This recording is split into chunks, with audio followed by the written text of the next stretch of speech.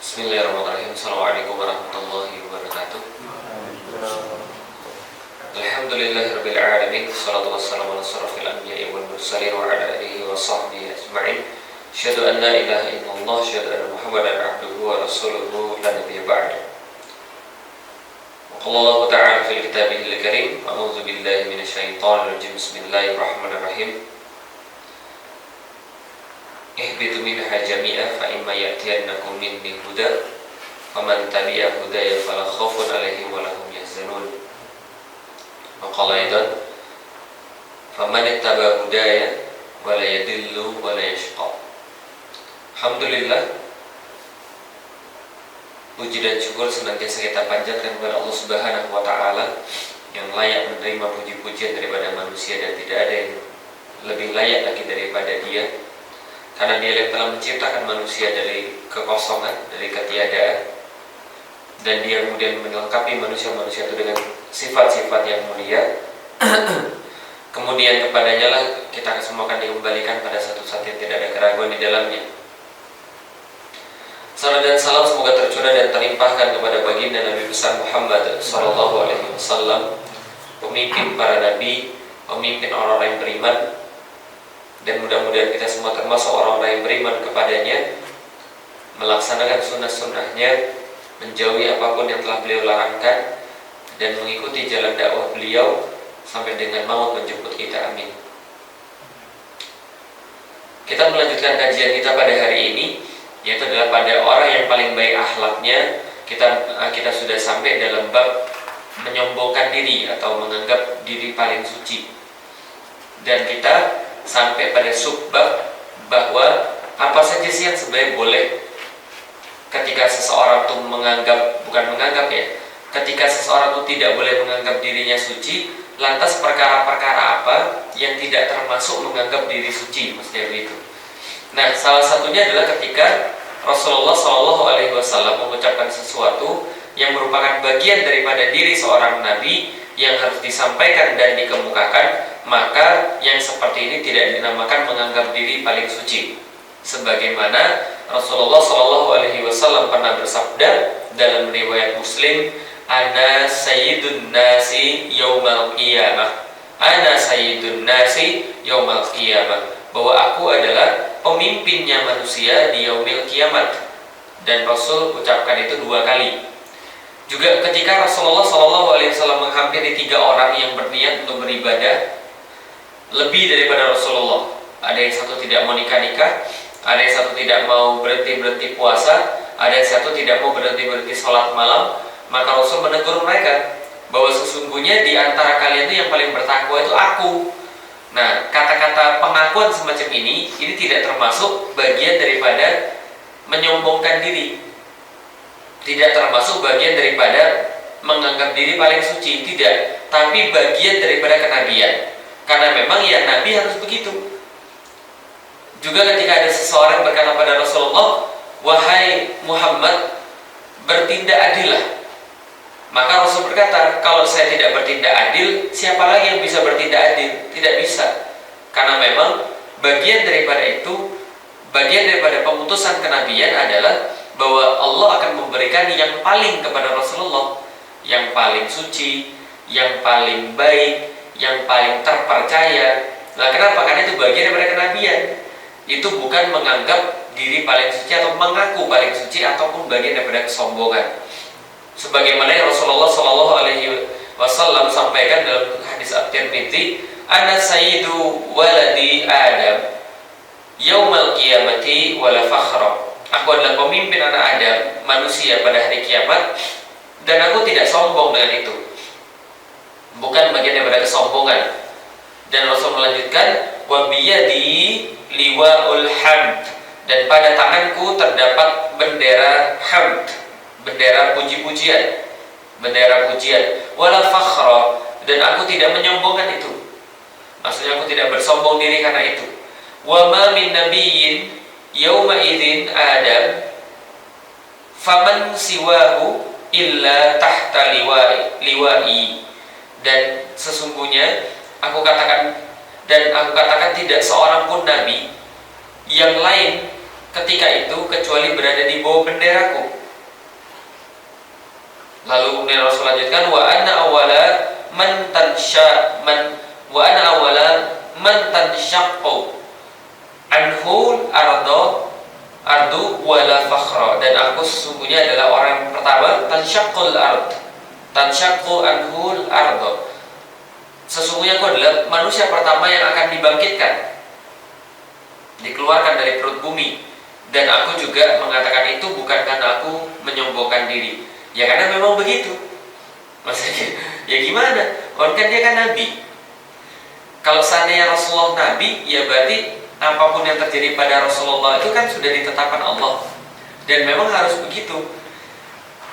Ya aneh kalau saya contoh misalnya ada seorang nabi lalu berkata, saya ini tidak tahu juga ya nanti di hari kiamat tuh saya tuh ikut siapa. Nah, itu bukan nabi namanya, tapi manusia biasa. Ya walaupun Rasul juga manusia biasa, tapi ya Rasul kan dibimbing wahyu, maka apapun yang disampaikan Rasulullah itu wahyu, bukan kesombongan seorang manusia.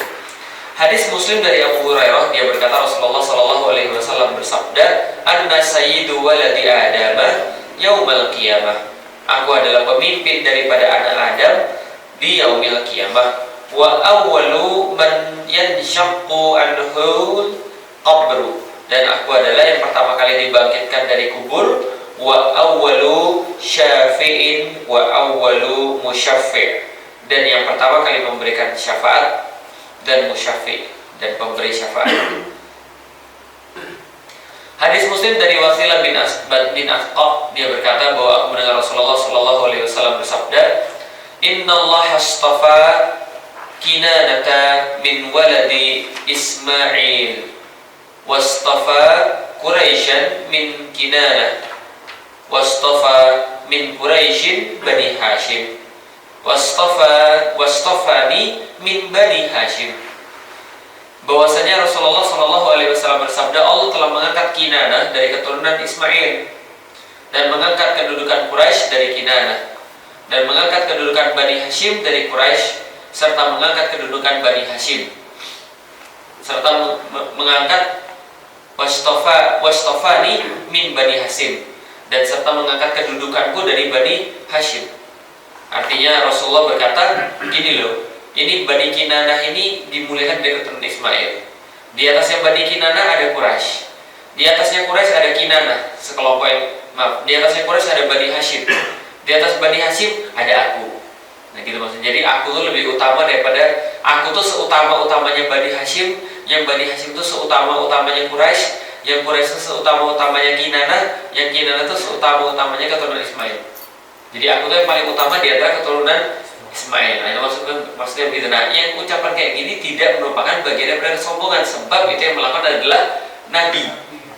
Kalau yang melakukan antum, nah itu berpotensi kesombongan. Saya ini adalah sebaik-baik daripada orang-orang Indonesia yang di Jawa. Di Jawa itu sebaik-baiknya yaitu ya saya itu, nah itu bisa bahaya kalau sudah diomongkan oleh seorang manusia, apalagi sampai digabung-gabungkan sama hal-hal yang goib-goib gitu kan ya. Nah itu lebih bahaya lagi. Jadi artinya dia sudah jadi setingkat di bawah wali atau bahkan lebih daripada wali. Tidak dengan Rasulullah, bahwa ucapan-ucapan Rasulullah adalah bagian daripada wahyu, dan ini adalah bukan bagian daripada kesombongan. Itu yang pertama. Yang kedua, merupakan bagian dari diri seorang ulama yang dengan kesucian dirinya dia bermaksud mendorong masyarakat agar mengambil ilmu darinya, sebab dia punya ilmu yang dia pandang memang dibutuhkan masyarakat, diperlukan masyarakat, bukan untuk menyombongkan diri dan untuk meremehkan yang lain. Ini sebagaimana hadis berikut, hadis yang disepakati oleh Bukhari dan Muslim, muttafaqun alaih, diriwayatkan oleh Ibnu Mas'ud bahwa dia berkata, walaqad alima ashabu Rasulillah sallallahu alaihi wasallam anni a'lamuhum bi kitabillah,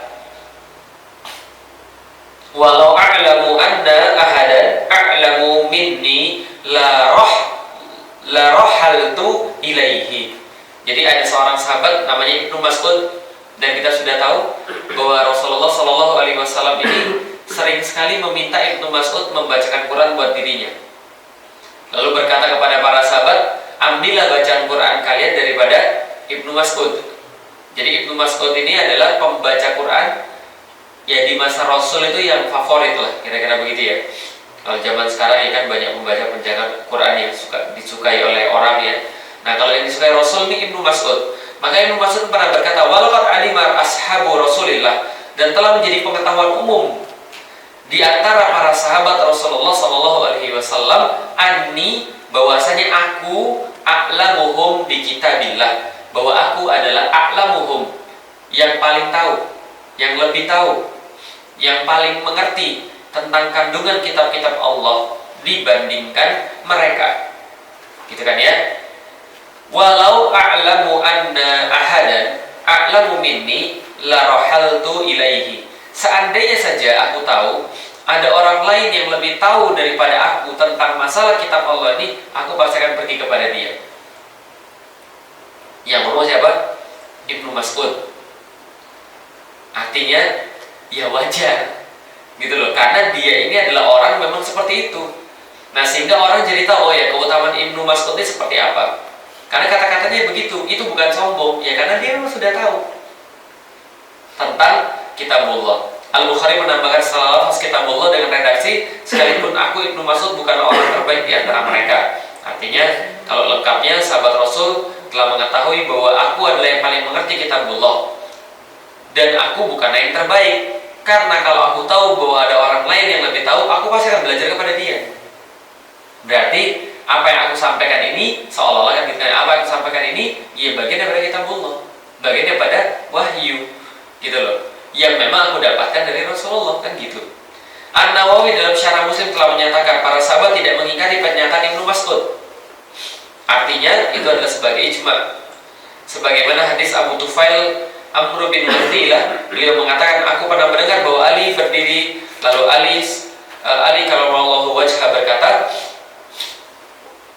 saluni qabla an tafkidun, bertanyalah kepada saya sebelum kalian tidak mendapati lagi aku. Asik ya, tanyalah sebelum aku tidak ada lagi. Sebelum saya nggak ada loh, silahkan tanya. Walam tas'alu ba'di mithli, karena kalian, dan jangan lagi kalian, walam tas'alu, jangan lagi kalian bertanya ba'di, setelah sepeninggalku, mithli, tentang pertanyaan-pertanyaan seperti ini. Faqama Ibnul Qawa, lalu berdirilah Ibnul Qawa lalu berkata, faqal manil ladina badalu ni'matallahi kufran. Ibnu Qawa bertanya setelah ditanya itu, maksudnya setelah dikatakan seperti itu, Ibnu Qawa bertanya, siapakah orang-orang yang telah menukar nikmat Allah dengan kekafiran? Wa ahallu qaumahum zaral bawar, dan juga menjatuhkan kaumnya ke lembah kebinasaan. Lalu menjawablah Ali atas pertanyaan itu, qala munafiqu Quraisy, yaitu adalah orang-orang munafik dari bangsa Quraisy. Yang dimaksud dengan orang-orang yang menukar nikmat Allah dengan kekafiran lalu menjatuhkan kaumnya ke lembah kebinasaan, itulah orang-orang munafik Quraisy. Lalu kemudian berkata lagi, qala famanil ladzina dhalla sa'yuhum fil hayatid dunya, dan siapa yang dimaksud dengan orang-orang yang dikatakan dhalla sa'yuhum, usaha-usaha mereka ini menyesatkan, telah tersesat usaha-usaha mereka di dalam kehidupan dunia. Wahum yahsabuna annahum yuhsinuna sun'an, dan padahal mereka tuh merasa bahwa mereka telah melakukan perbaikan. Lalu kemudian beliau sallallahu alaihi wasallam, beliau karamallahu wajhah, berkatalah Ali, qala minhum ahlul harwara, mereka adalah penduduk daripada Harwara. Inilah jawabannya. Saya juga nggak tahu nih penduduk Harwara ini siapa dan apa yang mereka lakukan sehingga mereka dikatakan yang mereka hidup di dunia tersesat sementara mereka mengira bahwa mereka telah melakukan perbuatan yang baik. Artinya ini tidak bagian daripada ujub. Yang itu yang kedua. Yang pertama adalah Rasulullah. Yang kedua, ulama-ulama yang memang dia perlu untuk menyampaikan itu supaya supaya orang-orang faham bahwa mengambil ilmu itu dari siapa. Yang ketiga, untuk menghindar akan bahaya menimpa dirinya. Jadi itu self endorse gitu ya. Jadi menghindar daripada bahaya menimpa dirinya. Sebagaimana dinyatakan dalam hadis Abi sallallahu alaihi wasallam qol, man hafara rumatan falahul jannatu fahafartuha. Alastum ta'lamun annahu qala man jahaza jaishal usra falahul jannata fajahastum qala fasadaquhu bima qala. Ini terjadi ketika Utsman bin Affan mendapatkan fitnah. Jadi ketika Utsman bin Affan mendapatkan fitnah, dia mengucapkan begini. Jadi ketika kita tahu ya bahwa Utsman itu kan difitnah bahwa dia nepotisme, bahwa dia itu melakukan kecurangan dalam pemerintahan. Jadi ada sekelompok munafik, mereka bikin gerakan ini menyudutkan Utsman dan mengatakan bahwa Utsman ini curang, bahwa Utsman ini nepotisme dengan mengangkat saudara-saudaranya sendiri untuk menjadi pemimpin negara, khalifah, khilafah, dan dia ini tidak berbuat adil pada yang lain. Padahal ini fitnah. Dan kita tahu kenapa bisa begitu. Jadi gini ceritanya. Utsman itu kan Quraisy, dan nasabnya di Quraisy itu kan tinggi sekali. Ya. Jadi ketika teman-teman ingat ketika Bai'atul Ridwan, ketika Utsman bin Affan ini diputuskan oleh Rasulullah untuk diutus ke tempat Quraisy, ya, itu kan ada perdebatan sebelumnya. Perdebatannya adalah apakah Umar aja yang diutus karena dia berani, tegas, kuat, ataukah yang lain? Tapi Umar sendiri mengatakan, ya Rasulullah, kalau aku yang diutus ke sana, ke tempat orang-orang Quraisy itu, setelah kita ini nggak bisa ngapa-ngapain selama beberapa lama, kita tuh di boykot mereka, kita tuh disakiti mereka, yakin sampai sana pasti saya tuh disakiti, sampai sana pasti saya perang di situ. Karena kenapa? Karena nasab saya itu sama mereka yang sekarang menguasai Ka'bah itu berantem terus. Lah makanya Umar berkata, sesungguhnya di antara kita tuh nggak ada pria yang lebih baik daripada Utsman. Yang kalau dia kesana nggak akan bakal diapa-apain. Lah kenapa? Karena nasabnya tinggi. Orang Quraisy kan menghormati nasab ya. Jadi ibaratnya tuh, ya itu masih sepupu gue gitu loh. Nah, memang begitu cerita. Maka ketika Utsman diutus, sampai di sana kan ditahan bukan untuk disakiti, tapi ditahan untuk disuruh tawaf. Ya udah, kamu tawaf aja. Utsman bilang, saya nggak mau tawaf tanpa Rasulullah. Nah maka ketika di sana tuh mereka nahan Utsman untuk suruh tawaf, yang di luar mengatakan bahwa Utsman dibunuh. Maka ada Bai'atul Ridwan, bahwa para sahabat termasuk Rasulullah mengatakan bahwa ini tangannya Utsman, mewakili bahwa seolah ada Utsman di situ. Mereka berbayar untuk perang sampai mati karena Utsman seolah-olah dianggap bahwa saat itu sudah meninggal kabarnya. Nah, yang saya sampaikan adalah Utsman ini kan nasabnya tinggi. Maka ketika nasabnya ini tinggi jadi khalifah, kita sudah tahu bahwa di zaman Rasulullah pun ketika orang-orang Quraisy yang punya nasab tinggi sebelum masuk Islam dan setelah dia masuk Islam, ini kan dia menempati posisi-posisi khusus. Seperti Abu Sufyan. Misalnya ketika sebelum masuk Islam, ini kan posisinya khusus. Ketika sudah masuk Islam, dia memimpin perang loh. Anaknya Ikrimah itu juga sama, Khalid bin Walid, Amr bin As, itu kan pemimpin-pemimpin Quraisy. Ada yang pemimpin-pemimpin Quraisy sebelum Islam, dan ketika sudah masuk Islam dia ditempatkan posisinya. Karena sebagaimana sabda Rasul, orang yang sebelum masuk Islam itu baik, maka setelah masuk Islam itu juga baik. Maksudnya adalah bisa dipakai skillnya, gitu loh. Skillnya sama. Umar sebelum masuk Islam, sesudah masuk ya sama aja, cuma beda akidah aja. Nah sama kayak orang-orang itu. Nah maka Utsman itu ketika dia menjadi seorang khalifah, ya wajar bahwa kerabat-kerabatnya itu ya memang orang-orang Quraisy yang dulu-dulunya hebat itu dipakai gitu loh di dalam pemerintahan. Dan sebenarnya Utsman tidak melalaikan sedikit kewajiban-kewajiban dia. Hanya saja orang-orang yang munafik ini memang sengaja ya dari awal itu memang bikin perlawanan. Utsman ini curang, ngangkat gubernur dari kalangannya sendiri.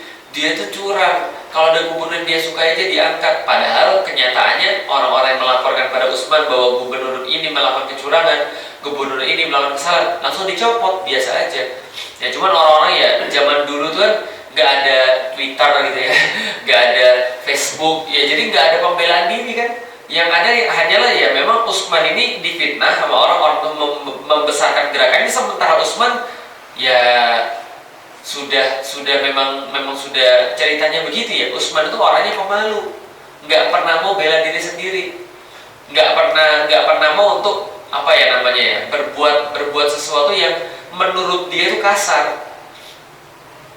Sehingga ketika sudah terjadi seperti itu, maka orang-orang itu mengepung rumahnya Utsman, tidak memberikan Utsman minum, tidak memberikan Utsman makan, tidak memberikan Utsman kebebasannya lagi. Nah, maka dia mengumpulkan para sahabat-sahabat yang lain lalu berkhutbah begini, Anna Utsman, sesungguhnya Utsman hina khusira, ketika dia dikepung rumahnya, lalu kemudian beliau asyrafu alaihim, maka beliau meninggikan, mengasyraf, memuliakan dirinya sendiri di hadapan mereka. Waqal, dan berkata, anshudukumullah wala anshudu illa ashaban Nabi sallallahu alaihi wasallam. Dia berkata, aku doakan kalian kepada Allah, padahal aku tidak akan mendoakan kecuali para sahabat Nabi sallallahu alaihi wasallam. Lalu kemudian Utsman berkata, alastum ta'lamun, bukankah kalian sudah tahu, anna Rasulullah sallallahu alaihi wasallam qala, bahwa sesungguhnya Rasulullah pernah bersabda, man hafara rumatan falahul jannah, siapa yang mau untuk membeli satu rumatan, itu adalah rumah, itu adalah sumur. Man hafara rumatan, membeli satu sumur, falahul jannah, maka dia adalah bagian, dia mendapatkan surga. Fahafartuha, maka aku telah membelinya, telah menggalinya. Kalau di sini ya berarti ya. Jadi ceritanya kita sudah tahu bahwa dulu ada paceklik ya, ada paceklik di mana air itu sama sekali nggak ada, kecuali satu sumur milik Yahudi, ya. Bahwa kemudian Utsman berkata, Rasul berkata, ya sudah, siapa yang mau membeli itu sumur itu, maka bagi dia surga. Karena Yahudi itu mempersulit sumur itu untuk diambil airnya. Padahal kalau dalam hukum Islam, kalau seandainya ada paceklik dan ada satu sumur yang masih nyala, sumur itu jadi milik bersama. Nah, maka Utsman membeli itu dengan cara apa? Dia bilang sama Yahudi tadi, Utsman ini kan pedagang ya, pintar. Gini aja Pak, saya tuh pengen mendapatkan bagian daripada sumur. Gimana kalau gini? Aku ambil hari ini, kamu ambil besok. Aku ambil hari ini lagi, kamu ambil besok, selang-seling. Jadi aku cuma bayarnya segini. Saya lupa harganya berapa, cuma harganya mahal sekali. Sumur itu. Yahudi tadi, ya sudahlah, nggak apa-apa. Akhirnya dibayar sama Utsman. Ternyata yang terjadi adalah ketika giliran harinya mengambil Utsman, ya itu kan juga dimanfaatkan oleh kaum muslimin. Nah, maka Yahudi tadi menjual semuanya. Nah, setelah menjual semuanya, berarti ya Utsman dapat surga, gitu loh. Karena janji Rasul begitu.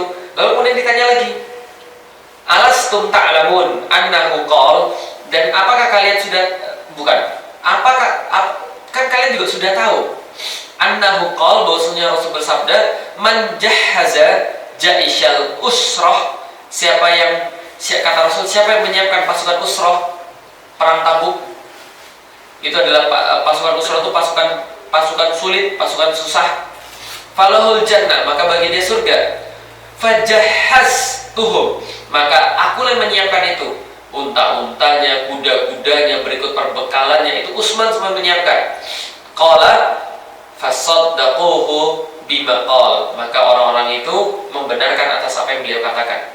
Itu hadisnya panjang ya, perkataan Utsmannya panjang ya, bahwa Utsman berkata ya, bukankah telah begini, bukankah telah begini, bukankah Rasul berkata begini, bukan Rasul berkata begini. Itu sampai para sahabat yang baik itu semua nangis. Yang ngepung itu ya juga tahu iya benar, tapi tetap aja niatnya jelek, jadi sehingga mereka tetap ngepung. Nah, jadi itu boleh. Jadi untuk menghindari bahaya yang menimpa dirinya. Contoh misalnya Kalau ada misalnya antum diancam sama seseorang yang seorang tuh antum kenal, antum bilang gini, antum tuh paham nggak sih dulu saya tuh yang kasih makan kamu, nah gitu, itu boleh. Jadi untuk menghindarkan bahaya itu boleh. Yang keempat, untuk menghindari tuduhan bohong dan pengaduan, sebagaimana dinyatakan dalam hadis Sa'ad bin Abi Waqqas yang telah disepakati oleh orang Al-Bukhari dan Muslim. Jadi ini ceritanya Sa'ad bin Abi Waqqas ini diadukan kepada Umar ketika satu waktu. Maka berkatalah kemudian Bukhari dan Muslim dalam hadisnya, inni la awwalal Arab rama bisahmin fi sabilillah. Jadi ketika saat itu difitnah oleh orang-orang, dia berkata, saya ini adalah orang-orang yang pertama dari kalangan Arab Roma yang memanah bisahmin dengan anak panah fi sabilillah, di dalam jihad fi sabilillah. Wa kunna naghzu ma'an Nabi sallallahu alaihi wasallam, dan aku berperang bersama Nabi sallallahu alaihi wasallam. Wa ma lana ta'amun illa waraqus sajar, dan aku tidak makan apapun kecuali kulit pohon. Kok daun pohon ini? Ya, nggak apa-apa lah ya. Kecuali daun pohon atau kulit pohon.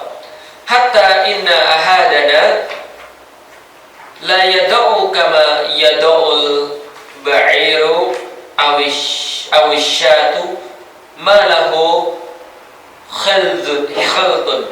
Dan sampai-sampai seseorang di antara kami itu buang hajat layaknya unta atau biri-biri yang buang kotoran, yang kotorannya tidak bercampur. Paham maksudnya? Sampai buang air besarnya itu kayak kuda atau biri-biri atau unta. Kalau pernah lihat kotorannya unta atau biri-biri tahu? Iya, domba.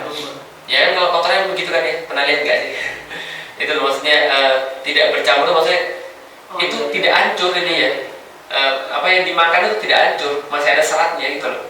Jadi tidak hancur, maksudnya sampai segitunya gitu loh. Nah, lalu kemudian summa asbahat banu asadin tu'azziruni alal Islam, sampai datang Bani As'ad meluruskanku dan mengajarkan tentang Islam. Maksudnya itu lucu gak sih masih gitu. Nah, lalu kemudian beliau berkata lagi, laqad khibtu idzan wa dhalla amali. Kalau begitu aku telah gagal dan amalku telah keliru. Wa kanu wasyau bihi ila Umar. Qalu la tuhsinu shalah. Dan saat itu apa yang mereka lakukan? Mereka mengadukan hal kepada Umar. Apa yang diadukan? Katanya sholatku tidak sempurna, gitu maksudnya gitu. Jadi kan kita sudah tahu bahwa ketika Sa'ad bin Abi Waqqas memimpin daerah Persia, maka ada pengaduan kepada Umar. Lalu berkata, itu saat sholatnya keliru. Gitu. Nah, apa pembelaan Sa'ad? Pembelaan Sa'ad gampang aja. Saya ini orang pertama yang melepaskan panah di dalam Islam, gitu maksudnya gitu. Saya ini adalah orang yang berperang bersama Nabi, dan saking kami perang bersama Nabi itu, ya Allah, kami itu makan kulit pohon, sampai kotoran kami itu ya kayak binatang itu loh, tidak bercampur. Masa kesulitan aku pernah jalan bersama Rasulullah, masa kamu bilang aku tuh nggak ngerti sholat ya? Dia membela diri, kok kamu bilang aku tuh nggak ngerti sholat, gimana ceritanya? Padahal kita juga tahu, ini belum dibilang sama Sa'ad bahwa Rasul tuh pernah berdoa kepada Allah bahwa minta semua doaku tuh dikabulin. Nah kalau kamu tak doain gitu. Tapi ujungnya begitu. Ujungnya kan yang mengadukan saat ini kan matanya buta. Ya karena kenapa? Karena Sa'ad bilang, ya kalau nanti kalau memang yang ngadu ini orangnya benar, ya dia selamat. Tapi kalau tidak, ya dia akan dapat kesulitan. Gitu ya. Berarti adalah itu boleh. Artinya untuk membela diri, lalu kemudian dia membanggakan sesuatu. Kira-kira itu ya. Contoh misalnya, ada orang bisa bilang, wah Yudi ini Yudi ini parah, Yudi ini lah apa? Yudi ini pelitnya minta ampun ya gitu. Masa untuk Al-Fatihah aja gak mau keluar? Yudi langsung bilang, tahu nggak dulu dulu ketika nggak ada apapun di sini ya, bisa begitu. Ya kalau misalnya itu untuk membela diri ya, mengatakan sesuatu yang sebenarnya nggak ada masalah. Yang ke-19 yang tidak boleh, pelit, kikir. Allah Subhanahu wa taala berfirman, A'udzubillahi minasyaitonirrajim. Bismillahirrahmanirrahim. Wa may yuqa syuhha wa may yuqa syuhha nafsihi fa ulaika humul muflihun. Jadi siapa saja yang terpelihara, yang dijaga daripada syuhha, pelit ya. Jadi pernah ingat ya bahwa siapa namanya, Hindun pernah berkata kepada Rasulullah, Inna Abu Sufyan rajulun syahih. Sesungguhnya Abu Sufyan itu lelaki yang syahih. Jadi kalau syahih ini apa ya? Lebih daripada pelit itu. Jadi kalau pelit itu kan dia kan ngeluarin tapi kan nggak mau banyak ya. Kan pelit ya, pelit banget sih. Tapi kalau syahih ini adalah lebih daripada pelit. Iya, dia nggak mau keluar sama sekali. Jadi kan kalau Abu Sufyan itu kan seharusnya kan itu kan istri anaknya ya, harusnya dia keluarin, dan dia nggak mau keluarin. Gitu loh. Inna Abu Sufyan rajulun syahid. Sesungguhnya Abu Sufyan itu laki-laki yang syahid. Maka dikatakan wa may yuqa syuhha nafsihi, siapa yang terpelihara dirinya daripada sifat syuhha ini, sifat kikir ini, fa ulaika humul muflihun, maka dialah orang-orang yang beruntung. Mengapa? Sebab ketika seseorang itu tidak mengeluarkan apa yang seharusnya, maka dia telah jatuh ke dalam dosa. Ketika dia tidak mau mengeluarkan apa yang disunahkan oleh Allah, maka dia sebetulnya sudah rugi. Lah kenapa? Karena hartanya cuma bermanfaat di dunia. Persis ketika Allah Subhanahu wa taala mengatakan dalam surat Al-Lail, wa amma man bakhila wastaghna, dan siapa di antara mereka yang merasa bakhil, wastaghna, dan merasa dirinya cukup. Maksudnya cukup itu apa sih? Bukan cukup di dunia, cukup di akhirat. Maksudnya gini, dia tuh merasa bahwa dirinya tuh sudah cukup untuk akhirat. Wa amma man bakhila wastaghna, dan siapa di antara manusia yang dia bakhil karena dia merasa sudah cukup amal ibadahnya untuk di akhirat. Bisa juga dia merasa dirinya itu sudah kaya di dunia sehingga nggak perlu lagi yang lain. Ya tapi yang lebih tepat ya tadi, merasa cukup akan amal ibadahnya nanti di akhirat. Wa kadzdzaba bil husna, dan dia senantiasa mendustakan tentang kebaikan-kebaikan yang bakal Allah sediakan di surga. Kebaikan-kebaikan yang Allah akan bagi dia ketika dia membagi hartanya bagi orang lain. Jadi maksudnya adalah gini, Allah sudah kasih tahu kalau pahala sedekah itu begini, pahala membantu orang itu begini, tapi dia merasa enggak, saya sudah cukup kok amal ibadah saya ini. Dan dia mendustakan balasan-balasan yang tadi, cocok kan ya? Dan dia mendustakan balasan-balasan yang tadi apa? Fasanu yassiruhu lil usra, maka akan disiapkan fasanu yassiruhu, gitu ya. Jadi kalau dalam bahasa Arab itu kata kerja lampau atau kata kerja yang akan datang dan terjadi. Fasanu yassiruhu, asal katanya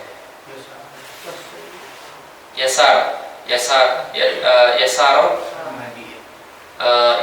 itu adalah mudah ya. Fasanu yassiruhu, dan kelak kami akan segera memudahkan. Fa, maka saufa itu akan terjadi. Fasanu, kami, yassiruhu, maka yassiruhu, kami akan segera memudahkan. Artinya apa? Ya pasti akan segera dapat dia balasannya. Apa balasannya? Lil usra, kepada jalan kesukaran, kepada jalan keburukan. Jadi ini adalah ayat yang juga dibaca oleh Rasulullah ketika menjelaskan tentang masalah ketika para sahabat bertanya tentang masalah takdir. Kemaksiatan wasadaqa bil husna, dan dia membenarkan pahala terbaik. Fasanu yassiruhu lil yusra, maka dia akan dimudahkan jalannya menuju kebaikan. Maksudnya Rasul begini, kalian kan nanya, kalau saya Allah sudah menentukan yang baik dan yang buruk, kenapa kita kemudian malah kemudian kita beramal ibadah? Yang ngapain kita ibadah lagi?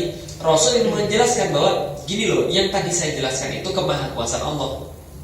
Sedangkan yang kamu tanyakan tentang permasalahan amalan manusia. Maka Rasul menjawab gini, Kalau ada orang yang sudah dikasih tahu bahwa Allah ini baik dan ini jahat, dia malah kemudian tidak membenarkan yang baik, malah mendustakan pahala, lalu tidak berbuat yang Allah perintahkan, maka dia pasti dipermudah jalannya menuju kepada itulah jalan keburukan yang diambil sendiri. Karena dia sudah memilih itu maksudnya. Maka Rasul katakan beramalah gitu. Nah artinya kikir itu termasuk perkara yang buruk akhlaknya, kikir, pelit. Juga dari Jabir radhiyallahu anhu bahwasanya sesungguhnya Rasulullah sallallahu alaihi wasallam bersabda, "Wattaqu syuhha." Jagalah diri kalian daripada perilaku syuhha, daripada akhlak syuhha, daripada perbuatan syuhha, kikir. Fa inna syuhha ahlaka. Karena sesungguhnya tahu gak, syuhha itu, kikir itu membinasakan. Man kana qablakum, umat-umat sebelum kalian, hamalahum ala safaku dima'ahum wastahallu maharimakum. Karena kekikiran mendorong mereka menumpahkan darah mereka dan menghalalkan perkara-perkara yang diharamkan pada mereka. Jadi sifat kikir ini punya anak. Anak pertamanya menumpahkan darah, pelit. Kalau pelit itu sudah sampai pada titik yang parah, dia akan menumpahkan darah orang. Sebab kenapa? Karena dia tidak mau berbagi harta. Lebih baik ribut daripada keluar harta. Menumpahkan darah. Maka lihat tuh orang-orang yang suka menumpahkan darah itu sudah pasti orang-orang yang kikir, yang sayang banget sama hartanya, gak mau bagi pada yang lain. Yang kedua, menghalalkan perkara yang diharamkan pada mereka. Ya itu gak usah diomongin lagi ya, menghalalkan perkara yang diharamkan pada mereka. Karena untuk melindungi hartanya itu supaya tidak keluar atau mendapatkan lebih banyak lagi. Dari Anas radhiyallahu anhu bahwasanya sesungguhnya Nabi sallallahu alaihi wasallam berkata, "La'allahum inni a'udzubika minal bukhl." Ya Allah, bukan la'allahum, Allahumma inni a'udzubika minal bukhl. Ini doanya Rasul. Ya Allah, kami berlindung kepadamu dari sifat bukhl, dari sifat kikir, bakhil. Dari Abu Hurairah dia berkata bahwa sesungguhnya Rasulullah SAW berkata, "Syarru ma fi rajulin syuhun." Sesungguhnya seburuk-buruk sifat yang ada pada diri seseorang manusia adalah syuhun hali'un. Sudah dia kikir, juga banyak mengeluh. Sudah pelit, tukang mengeluh. Wa jubnun hali'un, dan dia pengecut lagi pengumbar hawa nafsu. Pelit, mengeluh, pengecut, mesum pula. Jadi hali'un khali'un. Jadi seburuk-buruk sifat pada manusia, syuhun hali'un, dia kikir, lagi dia keluh kesah, mengeluh.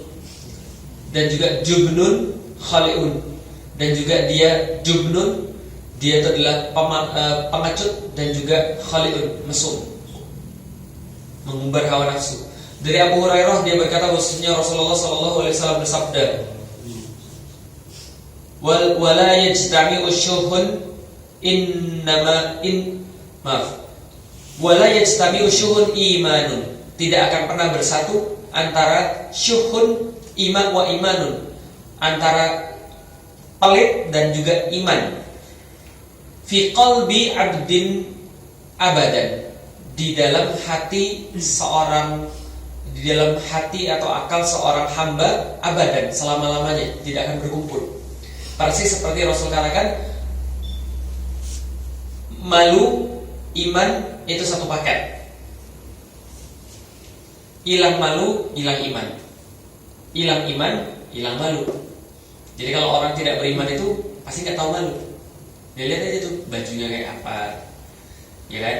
Terus di tengah jalan gitu kan ya, gitu nggak ada malu lagi. Persis. Pernah lihat kucing nggak? Lagi gituan.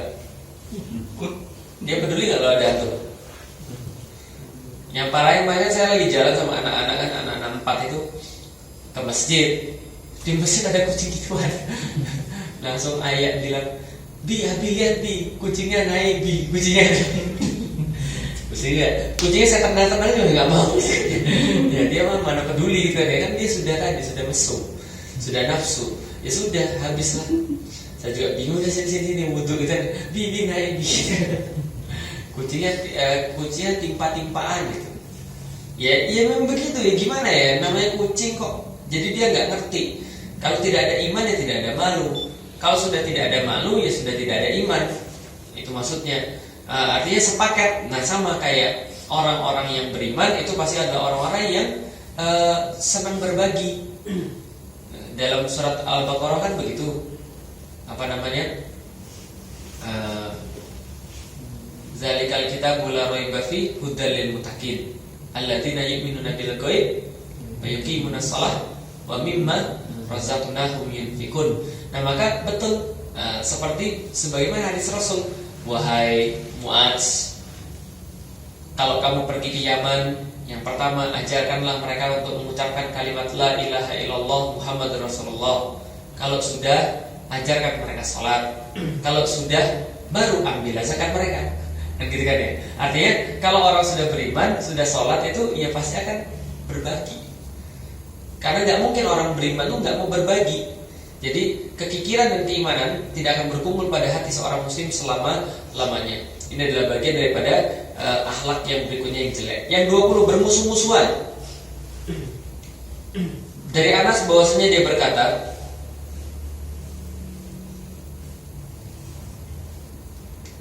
la taqata'u wa la tajabaru. Jangan kalian saling memutuskan silatu ukhuwah atau silaturahim. Wa la tadabaru, dan jangan kalian membelakang-belakangi. Asal kata tadabaru, apa asal katanya? Dabaro. Dalam bahasa Indonesia dubur. Dubur itu artinya bokong. Berarti janganlah kalian saling membokongi, maksudnya begitu. Memunggungi. Tapi kalau memunggungi kan jadinya kan jelek kan. Jadi ya jangan saling membelakangi. Jangan kalian saling memutuskan, jangan kalian saling membelakangi atau saling tadabaru tadi. Wala tabaghadu. Asal katanya bughdu artinya marah, dan jangan kalian saling marah. Saling bermusuhan, membenci. Wala tahasadu, dan jangan kalian saling hasud. Wa kunu ibadallahi ikhwana, maka menyembahlah Allah secara bersama-sama. Maka menyembahlah Allah secara bersaudara. Maka jadilah kalian hamba-hamba Allah yang bersaudara. Wala tahillu li muslim, dan tidak halal bagi seorang muslim antahjura, untuk menjauhkan saudaranya, untuk mendiamkan saudaranya, akhahu fauqa thalath, lebih daripada 3 hari. Dan para ulama menyampaikan 3 hari ini adalah batasan yang diberikan kalau saudara antum salah sama antum. Maksudnya gini, kalau ya memang dia salah, tapi tidak boleh didiemin lebih daripada 3 hari. Lah kalau nggak salah antum diemin, antum yang dosa. Paham ya maksudnya ya? Kalau salah pun itu batasnya 3 hari. Kalau nggak salah antum diemin, itu ada dosa. Jadi nggak boleh mendiamkan saudaranya. Kalau salah pun 3 hari batasnya. Itu. Selain itu tidak ada kehalalan sama sekali. Kalau salah ada halal 3 hari. Dari Abu Hurairah radhiyallahu anhu bahwasanya dia berkata, Rasulullah sallallahu alaihi wasallam bersabda, "Turadul a'malu fi kulli ithnain fi khamis wa khamis."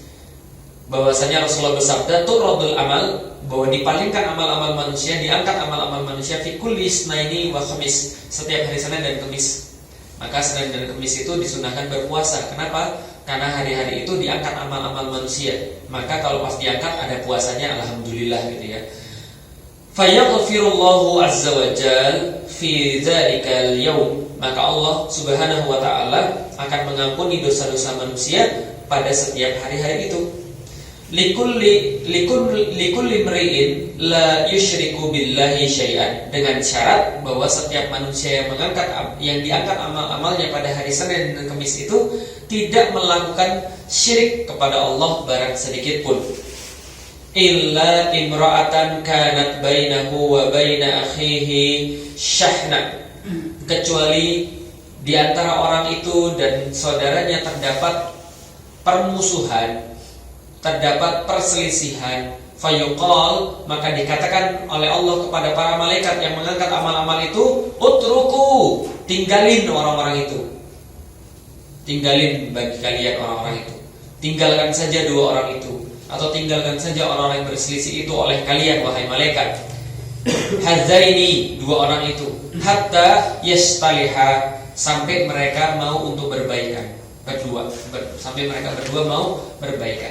Jadi ya rugi sendiri kalau orang ribut itu. Pertama, Allah tidak mau mengambil amal-amalnya. Yang kedua, ya hidupnya di dunia susah. Ingat ya bahwa orang yang memendam permusuhan itu yang susah sendiri. Orang yang marah itu yang susah sendiri. Orang yang sering mencaci maki yang susah juga dirinya sendiri. Dan seumur hidup saya tuh nggak pernah menemukan, ya saya nggak pernah menemukan orang yang hidupnya happy itu suka mencela orang. Yang banyak adalah orang hidupnya susah yang suka mencela orang. Dan semakin susah hidup dia semakin suka mencela orang. Dan semakin dia mencela orang, hidupnya semakin susah. Ya begitu, nggak percaya tuh. Anda coba lihat, mohon maaf banget. Itu orang-orang yang hidup susah di pinggir-pinggir rel, ya terlepas dari sistem yang membentuk mereka ya. Saya tidak bicara tentang sistem karena sistem ini kita sudah tahu lah. Tapi coba lihat pembicaraannya. Itu kadang-kadang orang-orang itu sebenarnya menjerumuskan diri sendiri, gitu loh. Suka mencela, suka berkata kotor dan sebagainya. Coba kalau ada yang mau berubah, insya Allah juga ubah nasibnya mereka, insya Allah. Nah kenapa? Karena ya itu kan sudah jelas ya bahwa ketika seseorang itu hidup bermusuh-musuhan, mencela orang, ya gampangnya gini deh logikanya ya. Ya kalau antum pas musuhan sama saya contoh misalnya, terus pas saya dapat rezeki, antum nggak yang saya bagi? Kan enggak tuh.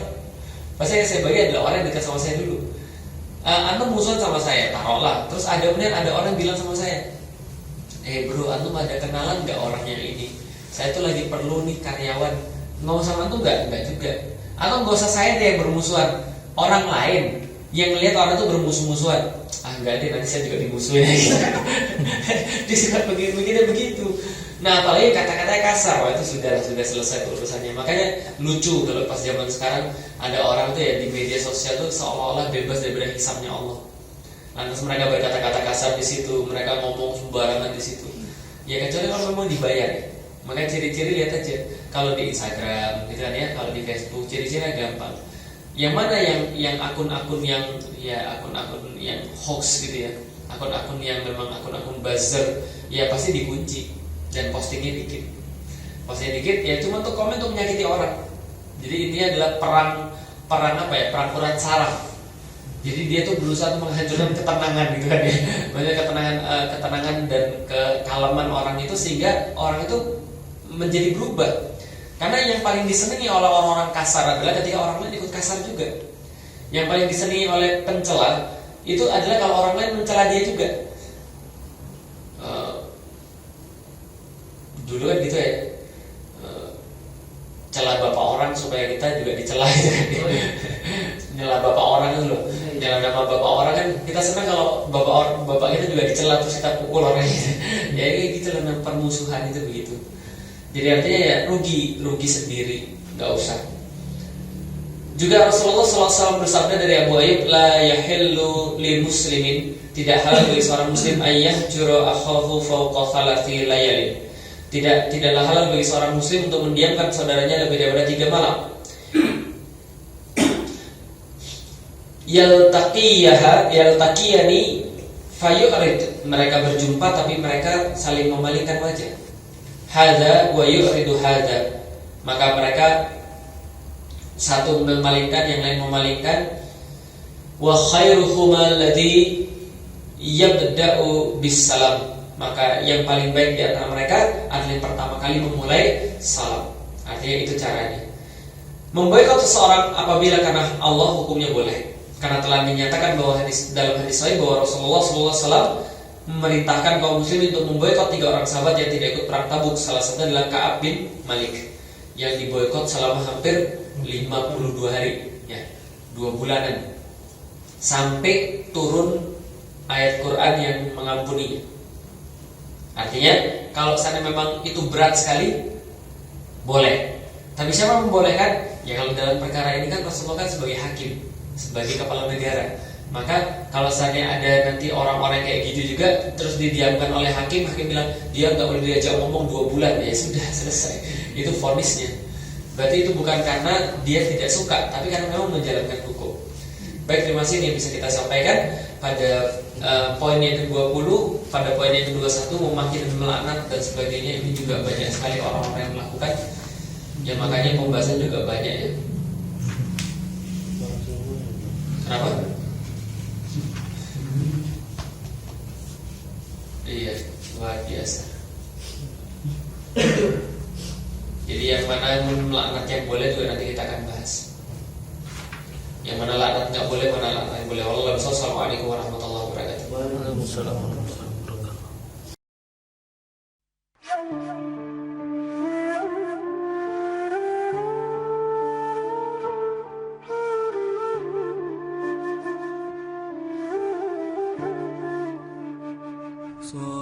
Sallallahu ala Muhammad, sallallahu alaihi wasallam, sallallahu ala Muhammad,